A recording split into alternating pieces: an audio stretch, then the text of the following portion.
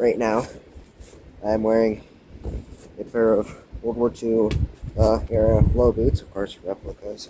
I got the boot gaiters. If I'm not mistaken, they're the M1936 pattern.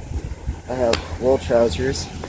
They are a later patent from 1945 so far. I have a wool shirt here, nothing in the pockets. I have a military belt here with the brass buckle. I have the Army dress cap. This is for the medical corps. You can tell by the red ribbon on it. Other than that, this is just the standard uniform. And then during World War II, soldiers were typically given the M1910 or M1928 pattern of haversacks. This one is particularly the M1910 World War I era M1910 T-handled shovel. That's got the cover on it. In the sack, I have a couple of historical books. Some of them I can't show on the screen because I'm uploading this on YouTube. I have some rations in there. They're actually popping out, so that means I didn't do that up properly. I have my mess tin from 1942, original spoon and knife. Spoon's here, knife is here. The fork is a replica, and it's from an old camping set. I have the M1910 canteen cover for the M1910 canteen and canteen cup. The canteen's from 1943. Canteen cup is stamped 1945 on the handle. Replica ammo belt. This one has just wood cartridges in it. This is a replica medical pouch for personal use from the United States military. It's got my name written on the back of it by the replica stamp. The equipment. That's the equipment. Sometimes soldiers would put things like oil, grease for their rifles. As you can see, they're just wood cutouts for the ammunition. They're just painted up, even though I won't be pulling them out anytime soon. Soldiers sometimes were given gas mask bags. I have this one from World War II. A lot of soldiers during World War II, when they got sent on the front lines, realized that their gas mask, they probably wouldn't use their gas masks, so they repurposed their gas mask bags for other things. I have a book in here for German military stuff. I have a pack of crackers, and they have a German mess tin still with its gray paint on it. It's original. I have the gas mask that goes in the bag in the house at the moment. Some soldiers would use that for personal items. And then a lot of soldiers would have gloves, typically leather gloves.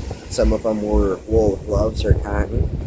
These ones are replica of paratrooper wool winter gloves. Keep your hands a little bit warm. Other than that, a lot of soldiers would typically have the M1 bayonet.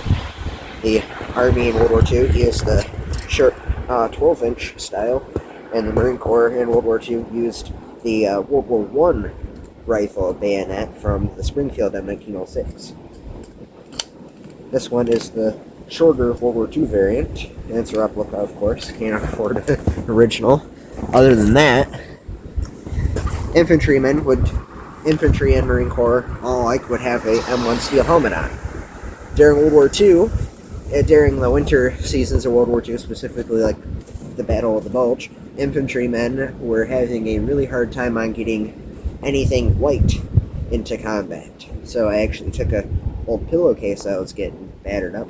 I stapled and glued it together to make a makeshift helmet net, which I posted a couple of photos on YouTube in my posting section. So if you want to see that on the helmet, you can. Other than that, this helmet is actually painted for the 5th Rangers. They weren't in the Battle of the Bulge that I know of. I'm not quite certain if they were in the Battle of the Bulge. I don't think they were, but I'll have to do some research on that, so don't quote me on that. And other than that, soldiers would have things like the M1 Garand. I don't have a real M1 Garand on hand, but I do have this wooden replica of an M1 Garand that I created. It took me the entirety of October to make this thing out of a piece of 2x4. It's got the rough width of it. It's got similar looks to the M1 Garand. I actually messed up a little bit there. That was actually supposed to be a city incline towards the trigger. Other than that, I have this wooden replica of the M1 Grand. I made a locking lug on the bayonet. I have to fix the barrel section actually because I broke it a little bit when I put it into storage. But it actually fits and locks my replica M1 Grand bayonet, which is, of course, it's metal, it's real. Spent time reforming the tip. Anyways, this is so far what World War II infantrymen would look like during potentially the winter seasons. I have a winter coat inside that actually is a modern conception of the M1938 pattern or M1939 pattern of winter overcoat for the Army, but it's a gray version and it doesn't have the World War II buttons on it, so I have to try the all green color. Other than that, this so far is what I would imagine a soldier in World War II during the winter seasons might look like. Other than that, if I messed anything up and if any of you guys are more inclined on World War II more than I am, you can tell me anything that I might have missed out on or messed up. But other than that, thank you for watching. I hope this was somewhat entertaining and somewhat informational. That was Army Gate Productions here. Have a nice day.